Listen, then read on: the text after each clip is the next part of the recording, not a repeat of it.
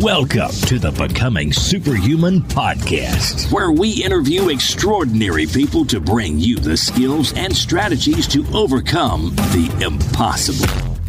And now, here's your host, Jonathan Levy. This episode is brought to you by Organifi. You guys, one of the only things that every nutritional expert that we've had on the show seems to actually agree on is that we all need to eat more vegetables, eat more greens, eat organic, cut out all the processed junk. Well, who has the time, right? Who has the time to go out, do the shopping, make the salads, make the juices, make the smoothies? And that's what I love so much about Organifi. Their product is an all-organic green juice. It has all of the nutrients that you need. It tastes absolutely amazing, and it's made by wonderful people who I consider to be personal friends. And as listeners of this show, you guys can actually save 20% on your first order. And all you have to do is go to Organifi.com. That's Organifi.com and use the coupon code SUPERHUMAN at checkout. Before we get started, I just want to let you guys know that this week's episode is brought to you by my new online course, Become a Superhuman. And yes, it sounds exactly like the title of the podcast, but this is actually an online course where we go into the various aspects of improving your health, specifically your endocrine health.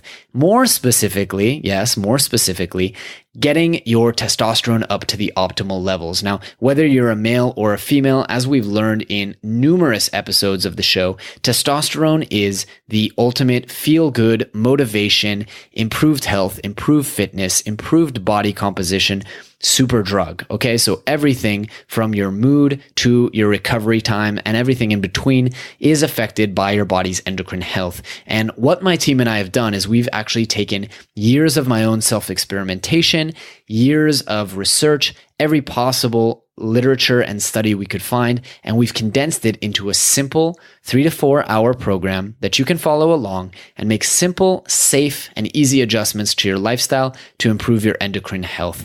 Now, as listeners of this podcast, you can get a very special discount by visiting jle.vi/T.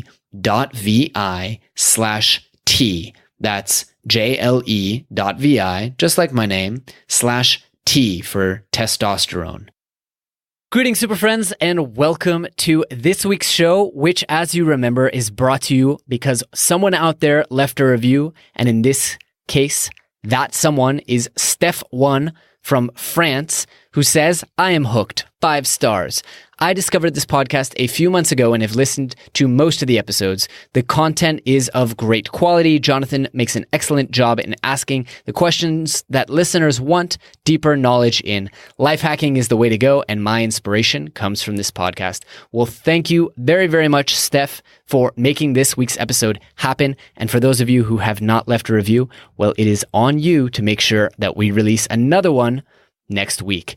On to today's episode, you guys. Today, we are going to be talking about a subject that we have not really covered in too much depth, and that is the supplement industry. You might hear me or many other thought leaders talking about supplementation, about vitamins, about powders and nutrients and supplements, but you might not know much about the industry. You might think, well, is this for me? Is this something that I actually need to do? And you're probably overwhelmed just by the sheer amount of options that are out there. So to help us sort through this a little bit, we've invited Benjamin Harris to the show. He is the co-founder of Nickel and Dime Supplement Hub, a new company that is trying to make supplementation cheaper, easier, and more affordable for everybody. And although this episode is not a sales pitch, we definitely do talk a little bit about their products and how they're different. And then we go into how you can discern the facts from the BS when it comes to supplementation, and a bunch of other incredible life hacks around productivity and motivation. So I think you guys are really going to enjoy this episode. And if you do, make sure to leave a comment. Without any further ado, my new super friend, Mr. Benjamin Harris.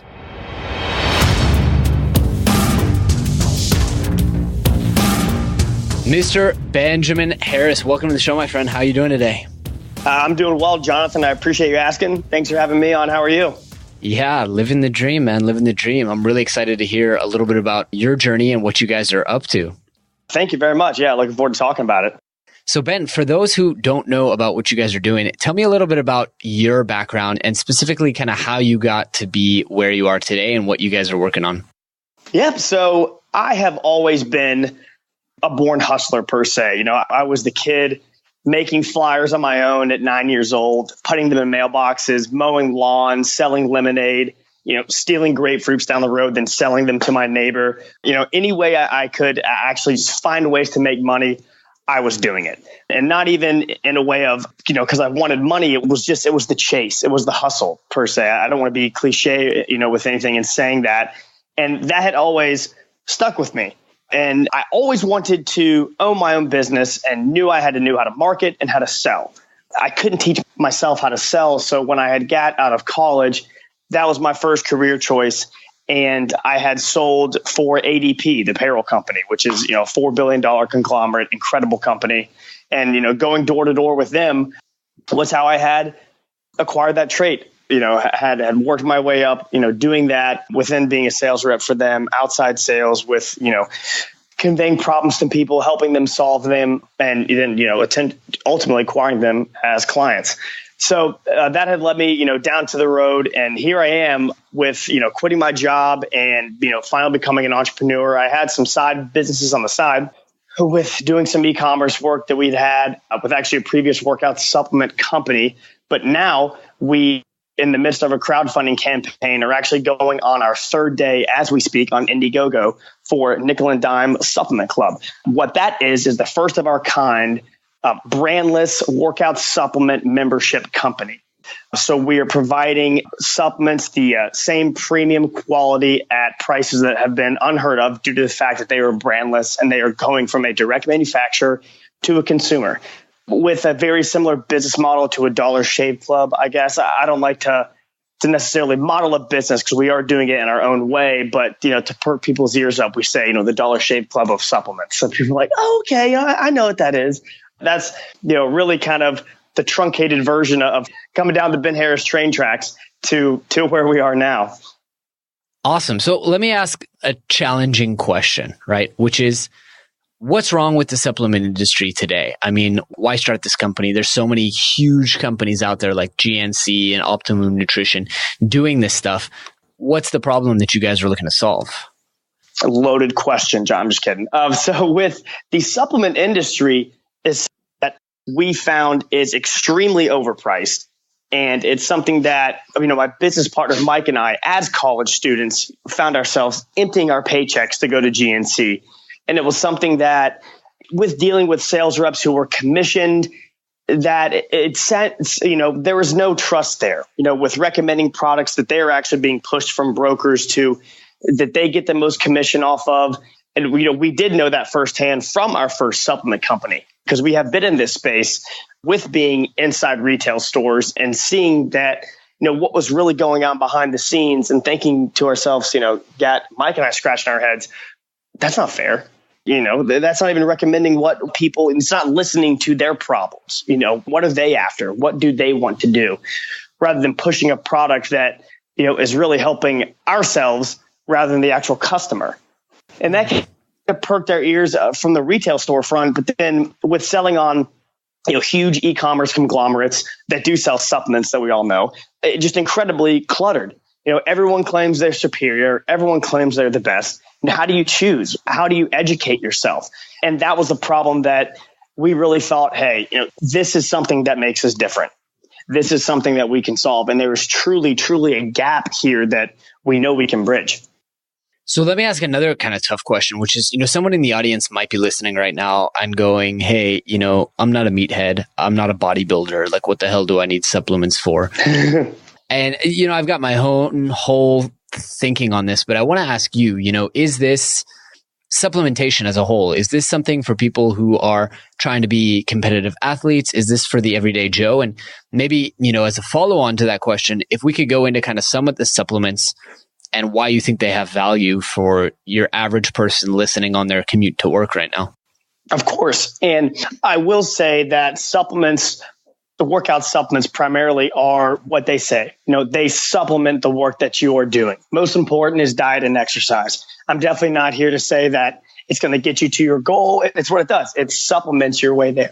So our startup and how we have primarily derived our 6 products from what we're going to do right now is we have a pre-workout, a BCAA, an organic green juice, and then with our 3 pilled products, multivitamin, fish oil, and turmeric that are all derived from recovery and the anti-inflammatory aspects of them. And that's something that is huge for whether you want to be a bodybuilder or you like to go to Planet Fitness a few days a week after work to really just keep your blood flowing and maintain a healthy lifestyle. And that's our target. That is what we are after, which we help all of our members save more money than they ever have with shopping for supplements, but more importantly, save more time because that's something that they can't get back. We want to help every member get back to what they want to do and to do what they do best, whether it's their career, or whether it's spending time with their loved ones, with their families. That's what we want to give back to people. Mm-hmm. So walk me through those supplements. I mean, I know a good bit about them. I know about BCAAs and stuff like that, but I think a lot of people out there might not know about these, might not know, why it's something that they need to add on top of eating healthy. Sure. So I'd say definitely want to start off with talking about our organic green juice, which we have our full list of ingredients on our Indiegogo page and on our website, nickeldimesupclub.com. But this is really something that has a ton of vegetable extract, a lot of mushroom extract that's in it, fully organic certified in our facility and fully organic, and is your servings of greens within a day. Organic green juice is definitely something that's hitting the market and becoming widely popular. And I'm not going to lie, it doesn't taste like rainbows, when it's going down your throat. But I guess vegetables never really have taste good. But it's something that's going to save you a ton of time and something that gives you a lot of natural energy, helps you sleep better, and something that's going to make your quality of life extremely better. And with muscle recovery too, definitely getting your daily dose of fibers, to help with recovery. BCAA is something that we feel like is really emerging in terms of recovery. It's been around for a while. We do all know that, but it's still great for protein synthesis and really does almost everything that a protein powder would. Are we going to add protein into our line? Absolutely. But we wanted to start off with BCAA with knowing that when you want to do muscle recovery, you still need to get your protein intake through food, which is, when really broken down correctly and, your macros, you can reach that daily intake of protein in terms of grams with, how much you want to weigh or how much you weigh right now. So that's something that we do encourage too, with back to my original statement, workout and diet, routines and diets are, the best thing to do when you're looking to change your life and change your body. We're there to help you. Mm-hmm. Let me ask you another kind of really tough question, Ben, which is, I've heard all kinds of on the spectrum in terms of protein intake. Some people say, or some people love to say that Americans eat too much protein, and other people love to say, specifically people who emphasize paleo, that we don't eat enough protein. What's your kind of take on it? Well, my take on it is that we don't eat enough, and I'll follow with that with you can't intake all of your protein at one time during the day because your body just cannot break down those amounts in grams in one sitting. You can't have 80 grams in one day and think that you've almost, got it all at breakfast because your body won't break it down. It has to be evenly distributed. And I personally believe that from a little bit of scientific backing, from some articles I read and some case studies. But it's something that has worked better for me in the past, personally, which different bodies react differently to everything. But in terms of protein intake, I definitely do not think we eat enough when we think we are. Mm-hmm. I tend to agree. I think, as people remove carbohydrate from their diet, they need to fill it with something else. And, there's not much that you can fill with. You can fill with fats, or you can fill with proteins. You can fill, obviously, with kind of non-combustible carbohydrate or non-digestible fiber. But ultimately, you're going to need to get the nutrients in somehow, and it should be a mix of protein and fat. Absolutely. And, aiming for certain numbers and to really break it down, because your body reacts so much more to your quality of intake that you're having than people think. And they really don't experience that until they switch it up to realize how much their quality of life does really improve. From food cravings and stuff like that. I actually had a coach in high school, which I don't know how true this is because sometimes how those stories goes, but he would always yell at us that food's not meant to taste good. It's meant to fuel your body. I mean, your body's like a car.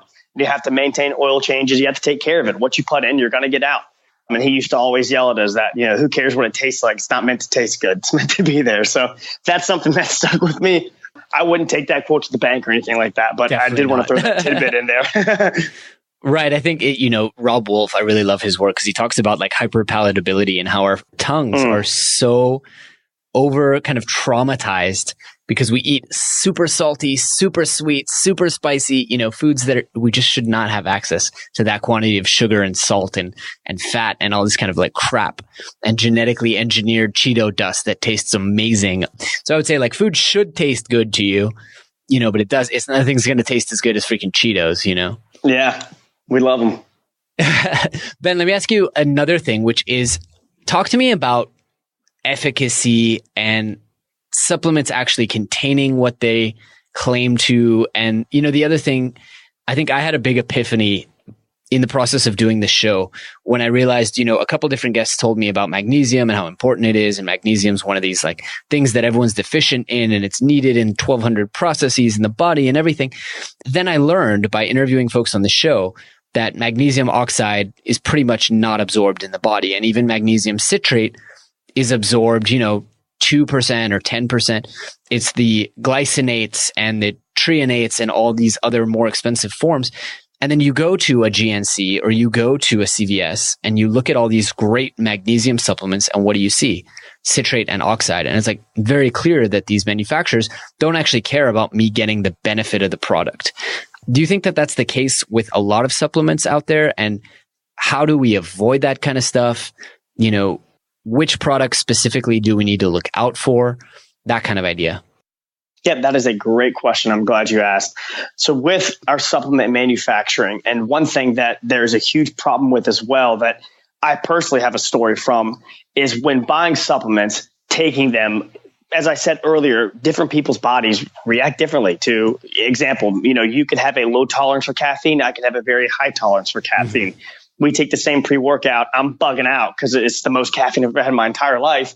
And you're like, dude, I can go take a nap, which is just something that is, I think, somewhat up to your consumption daily, but hereditary as well.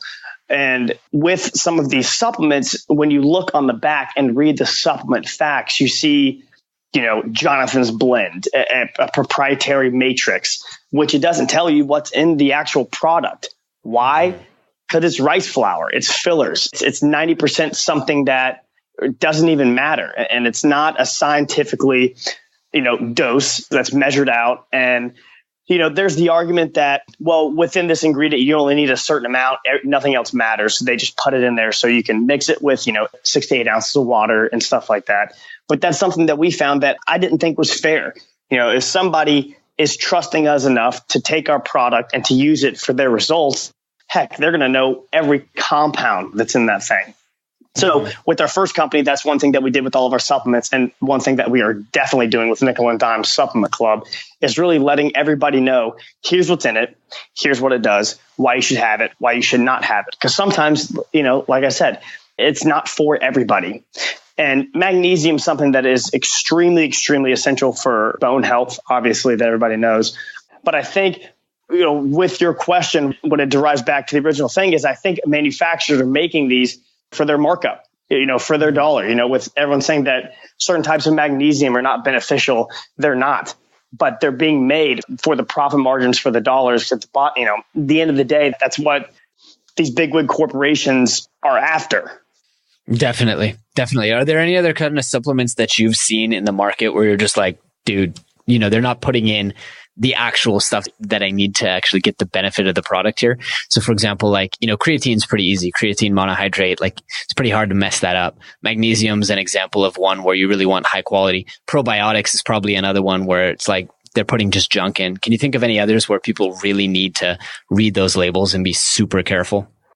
Yeah, and not to revert back to it again, I would definitely say all pre-workout supplements. Mm-hmm. That's something where there are definitely a lot of blends because it's a high dollar markup product for companies. Let's say they may not make as much profit on something like a creatine, but they're going to mark up their pre-workout because it's so special. It's popular. It gives you energy, all of that, blah, blah, blah.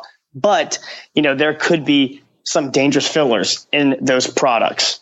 Right. Tons of sugar, other stuff like that as well. Absolutely. That's really something that, you do need to look out for consumers when you're at a GNC or just looking at the supplement facts on Amazon. We are fortunate that most companies do provide that, but to really read it and, to not trust when you see those blends, see those matrices, because, why would they hide that from us? Let's think about it, Mm-hmm. And I think it's so mind-blowing that supplements are pretty much unregulated by the FDA. It's like you can really put whatever you want in there as long as it's not food. And if you were selling like a bottled cup of coffee, so I was an investor in a coffee company for a number of years and in a health bar company. And if it's labeled as food, they want to check your factory every few weeks and they want to know everything that goes into it. You need to get all kinds of certifications on the machines and the ingredients. And, if there's 1 grain of rice that isn't organic and you say it's organic, God forbid. But if you just call it a supplement, nobody cares, right? It doesn't matter what goes into the product. All you have to say is, the FDA has not evaluated these claims, which is mind blowing. I really don't understand. I'd love to get your take. Why is that? Why has that not entered this space yet? It's something that intrigues me to no end. I don't understand why, anybody can just go on PowerPoint, create a clip art, slap a label on something, and boom, they're in business. When I first stumbled across this industry, I felt that it couldn't be that easy, but it was. And that's something that, maybe that's why there is not a lot of trust in this industry. It's hard to gain that when there are, one, it's a competitive space, and two, when there are so many claims going around because they're not extremely regulated, so you've got to make your own claims. Mm-hmm. I don't know why there's not more of a handcuff with every business, that is selling consumable products to people. Right. And it's like, on the one end, you have medication. Like on the far end of the spectrum, there's medication, and that takes years of FDA trials. And on the other end, you have food, and it's like supplements just falls right between the F and the D, and no one cares. And people, get sick as hell because a lot of this stuff is junk. I wanted to ask you, Ben, you talked a little bit about pre-workout stuff. I haven't taken a pre-workout in years, and I wanted to ask you, why is that something that someone might want to consider? Sell me on this idea that I need to take something before my workout. Sure. And you probably picked a good person to ask. I'm definitely an adrenaline junkie when it comes to, pre-workout coffee, really anything, probably something I couldn't live without. With pre-workout, you want to have something that is right for you. So what I mean by that, there are some products out there that have, 100, 125 milligrams caffeine, but then some that have all the way up to, I've seen 600, which is too much for the human body, especially in one serving. Mm-hmm. So I definitely, with pre-workout, someone that's always on the go, especially at work, if you work out in the morning, it's something to definitely jumpstart you. I recommended working out in a fasted state. If it's someone that, is at the end of the day, based off your personal schedule, I would also recommend it. Something now to push you through. And it really preps your body, with taking beta alanine in your pre-workout, something that, a lot of people get scared of because it's, that itchy feeling, you know what I mean? Mm-hmm. But it's doing it is prepping your muscles, for protein synthesis, and with creatine in it as well. Not a whole lot, but, some that's in it to get your body ready. It's more than just energy. It's something that is, going to help you get warmed up, and something that's going to, power you through. And even, it's a little bit of a placebo effect too, which is okay, once it helps you, reach your goals and to do what you're accomplishing to do. And, at the effective price point, it's something that I think is extremely beneficial to anyone's workout routine. Mm-hmm. So is this kind of a no-go if you're a night workout person? And I think the only way to really figure that answer out is to try for yourself. So I've had some pre-workouts that have not allowed me to sleep, at night, especially the first couple of times I took it. I remember those days. But, I would say any time before 8 o'clock, if you're going at there at midnight, I had a couple friends in college who did do that. But me personally, I wouldn't recommend it to listeners. Right. Yeah.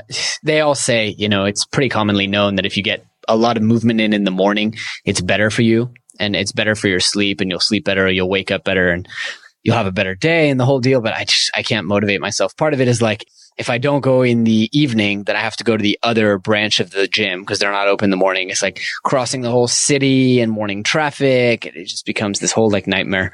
So one thing leads to another. Yeah, exactly. Yeah. Ben, I want to ask you about some other kind of performance hacks or habits or routines that you have, as a busy entrepreneur. What are the kind of things that you are doing to improve your own performance? Yeah. So one thing about doing what we do, really day in and day out is knowing how to self-assess yourself, really knowing what you're good at, knowing what you're bad at. Mm-hmm. I'm willing enough to admit what I'm bad at and, try and correct them as much as humanly possible, which I am not an organized person at all, full admittance. So one thing that I have really worked on with our team here is, organizing our daily activities. I love the book, The One Thing by Gary Keller. If you chase more than 2 rabbits, you're not going to catch any of them. The very first quote, right when you open the flap. And it's something that, we prioritize. And it was hard for me to admit that some tasks per se, we call them kills in our business. Some kills are, higher priority than others. And you can't do everything at once. You have to do one after another, the one thing. So that's one thing that I have really been working on that has skyrocketed my productivity. So every 2 weeks, we have a full team chat, it's a full virtual meeting. And, we lay off about 15, 20 minutes of everything that has to be done. And it's almost just a round table, fire chat. That's the only way to describe it, of us just listing out things that have to be done. And then we spend some time prioritizing them, what needs to be done first, and then what is the most important. So it really goes through 3 cuts, if you will, and then we call them kills, and we assess kills. So we hold each other accountable, who's got to get what done, and then beyond that, you can then organize them to, what has to be done per day and then per hour, which you set aside time to work and you set aside time to relax, because you have to have 2. Obviously, just, much more time working than relaxing, but it is necessary. When you're on this 24/7 and living with business partners and going at it, all day, there has to be time to unwind in which you completely separate yourself. Otherwise, that you enter a process of overthinking, you enter a process of, misjudging yourself, and that never leads to anything good. At least it is not for me. So, with my personal experience, organization has been something that, I was terrible at. So just like you, my ADHD level as a kid was through the roof. I mean, like when people say, they grew up doing such and such, I grew up in the principal's office, always misbehaving, never concentrating, incredibly hyper. And, when I don't know exactly what I have to do, I'll chase my tail for 12 straight hours. And I'll check my emails, then I read a blog, then it leads me to another piece of content, free ebook download. I'm like, oh, I want to read that. I do this, that, I check my phone, I'm back in my email thread, and it just goes on and on and on and on. So with us really honing in on being organized, when I have to know what I have to get done, I will get it done. But it's taking that initial first step to now really cultivating a habit, in our culture that has really, really helped us with productivity. Wow. Yeah. I hear this time and time and time again, and I thought I was the only one. And then I think I heard it originally from a psychiatrist at some point, or some doctor sent me to a psychologist about ADD when I was young. And, they said, well, you probably have systems on systems on systems. And I was like, well, what do you mean? And they're like, well, most people with ADD have to overcompensate and they build crutches around them. And, today, if you look at our business, it's exactly like you described. It's systems on systems on systems that and organize. And like everyone has a protocol under which they do the work that they do. And it's exactly that. It's such a powerful way to overcome this ADD, because it's like you don't get distracted. You just know that after A comes B and after B comes C. Exactly. When it's structured, it's something that I'll follow, because I will admit that I'm determined and I'm focused and I know where I want to go. And if I've laid out a platform to get there, or which I think that's going to get us there, I'll do it.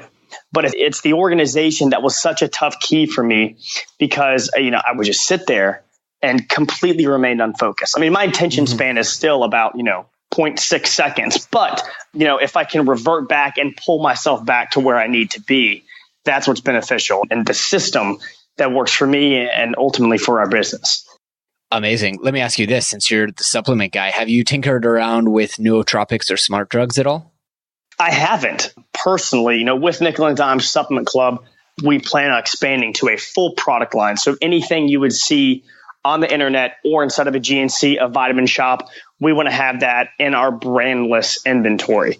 But to counter, since we're on here talking about it, what's your take on it? I mean, I'm a big fan of nootropics, and stimulants were really important for me kind of getting through school. I think like you said, there's a product for everyone out there. And I think, some people will get by fine with switching out their coffee for yerba mate. Some people, will do really well with a lion's mane coffee, and other people will need something a little bit more clinical, if you will, like a paracetam. I think it's a matter of obviously first talking to your doctor and making sure that it's okay and safe for you with your conditions and your medications and everything to test it out. But I do think, it's a matter of playing around with the safe options out there and the ones that are not addictive and not habit forming and stuff like that. And, there are so many great substances out there. And also pretty much the entire world population is using one form of stimulant or another. They're using coffee, or they're using tea, or, they're chewing coca leaves. And so it's just a matter of finding one that's safe and beneficial and gets you where you need to go. At least that's my take on it. What's your favorite? Oh, I got a lot of favorites. I think for daily consumption, I really, really like yerba mate as opposed to coffee, because it's got that nice calming effect as well. Okay, I'll have to try it. Yeah, but if you really want to get clinical, I think, the movie Limitless is based around modafinil. And I'm not recommending anyone try this because it may not be legal in the country that you're in, but it's a pretty incredible drug as well that has some pretty astounding effects on the way that neurons and synapses fire. But yeah, I got to get on a plane, and me and you can just, jam out and get some work done and see, about this. Yeah. That's the first time I actually experimented with modafinil. I got on a plane and I took it, and I was like, all right, I'm going to get so much focus. There's no Wi-Fi. I'm just going to hammer out and write this course. And then I looked up and they were like, all right, we're going to be landing. And I was like, what the hell do you mean we're going to be landing? I've written 200 pages. I was like, oh my God, it's been 11 hours. That is awesome. Yeah. Let me ask you this. On that vein, Ben, what's a product or service that you simply could not live without? Google Calendar. No, I'm just kidding. Actually, maybe, with having our team and everything now that we store cloud-based from, whether it's a presentation we have to present on Google Slides or Google Docs, Google Sheets, and Google Calendar. I know where every member of our team is at every day. And so does my business partner. And that allows us to know when it's okay for interruption and know when it's not. When I'm knocking out my kills for the day, I mean this, leave me alone. You know what I mean? I have a prioritized list of stuff I have to do with about a 2-hour, maybe 3-hour tops, block that is blocked off. And I'll, either go to, I'll stay in our apartment. I'll go to a coffee shop. I'll be at a co-working space, and I'm rocking out. I'm doing it, and I'm knocking out my list, and I do not want to be ignored. So if it was not for those tools, to my knowledge, I don't know how anybody else would know that. So I definitely think for our business, I don't know if we'd survive without Google Calendar. Otherwise, we'd just, it'd be a giant cluster ball. Amazing. That's a good one. It's a good one because it's so obvious. And I think so many people. Yeah. I don't know if you've got that answer before, but for us, it definitely works. I meet a lot of people who don't put things into their calendar. They just know. My girlfriend being one of them. And okay, well, everywhere you need to be, but I don't know everywhere you need to be. And so I'm telling people that we're definitely available for dinner on Thursday. It's it's so much easier when I get so my assistant, my team, everyone knows exactly as you said. They just check my calendar and they know what I'm up to. And it's not for the faint of heart when it comes to privacy, but let me tell you, right? it saves a lot of hassle. Yeah, absolutely. So Ben, let me ask you this one. Homework. I like to give people in the audience homework, and I have a feeling you'll have some good homework for them. What's one kind of thing that they can do this week while they wait for next week's episode to perform at a higher level or maybe learn something about themselves? That's a great question. Let's get some homework. So pretty much, I challenge people to try and create habits. And I'm sure you've got that answer and was like, oh, blah, blah, blah. But they've truly changed my life, from a testimonial standpoint, to really try and practice to, one, improve yourself, whether that's reading for an hour a day, meditating every day. And meditation, when you get the app Headspace, it takes 3 minutes. It is not long when you first start out. and stuff to do that clears your mind.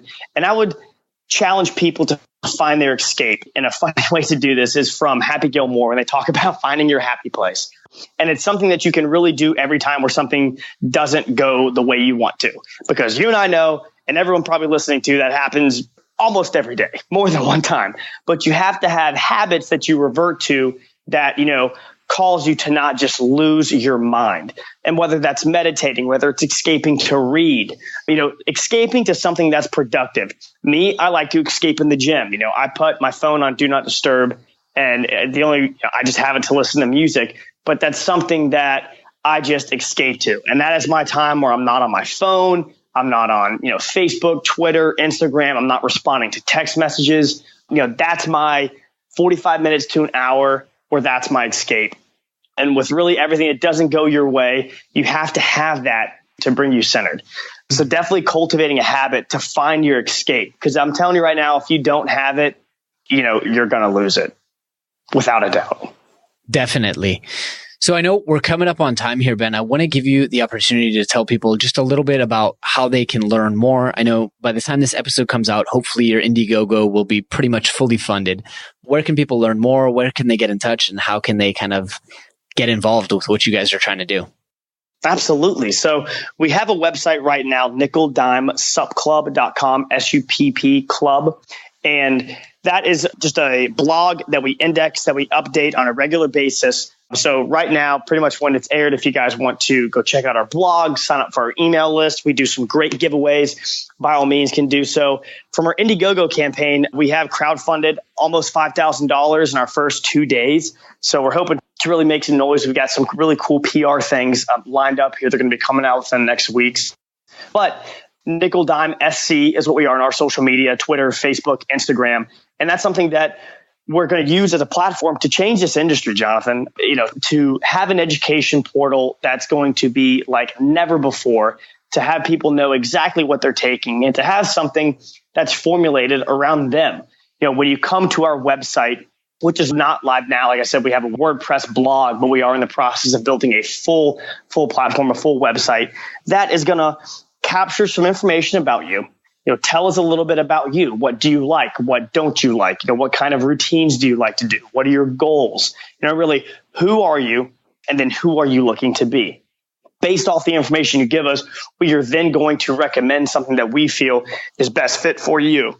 If you'd like to go that route, if you want to go and purchase a BCAA one time and never buy from us again, by all means, you can do that. What we want to do and what we want to push people towards is saving time, saving money. And so you can just do the things you like to do. Go to the gym, Not everybody likes to go to work, but if you like to go to work, I want you to have the time in the world to do that, to catch up on things, to spend time with your friends, with your family.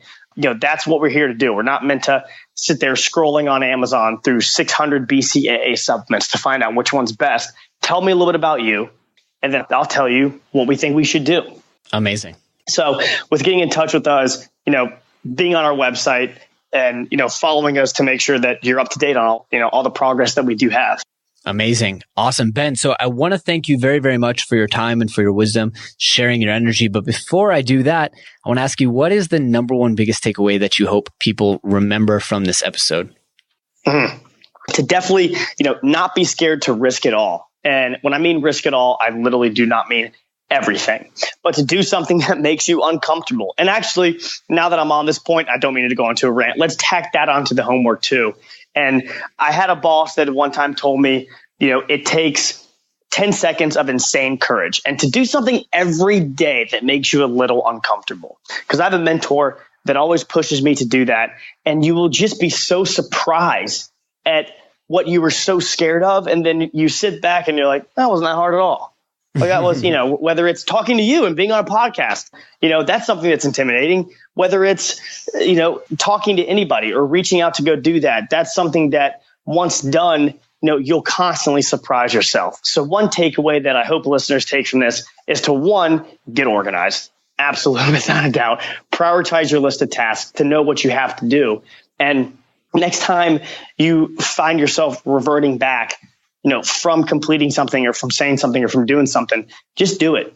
I promise you'll be surprised what happens. I promise. Amazing. Ben, I want to thank you again so much for your time and for your energy. I really had a blast chatting with you, and I wish you guys all the success in the world with what you're doing. Absolutely. Yourself as well. It's been a pleasure to follow you and to have you as a mentor and a friend. So thank you very much for having me on your show. My pleasure, sir. So you take care. All right, super friends, that is all we have for you today, but I hope you guys really enjoyed the show, and I hope you learned a ton of actionable information, tips, advice that will help you go out there and overcome the impossible. If you've enjoyed the show, please take a moment to leave us a review on iTunes or Stitcher, or drop us a quick little note on the Twitter machine at GoSuperhuman. Also, if you have any ideas for anyone out there who you would love to see on the show, we always love to hear your recommendations. You can submit on our website, or you can just drop us an email and let us know. That's all for today, guys. Thanks for tuning in. Thanks for tuning in to the Becoming Superhuman podcast. For more great skills and strategies, or for links to any of the resources mentioned in this episode, visit www.becomingasuperhuman.com/podcast. We'll see you next time.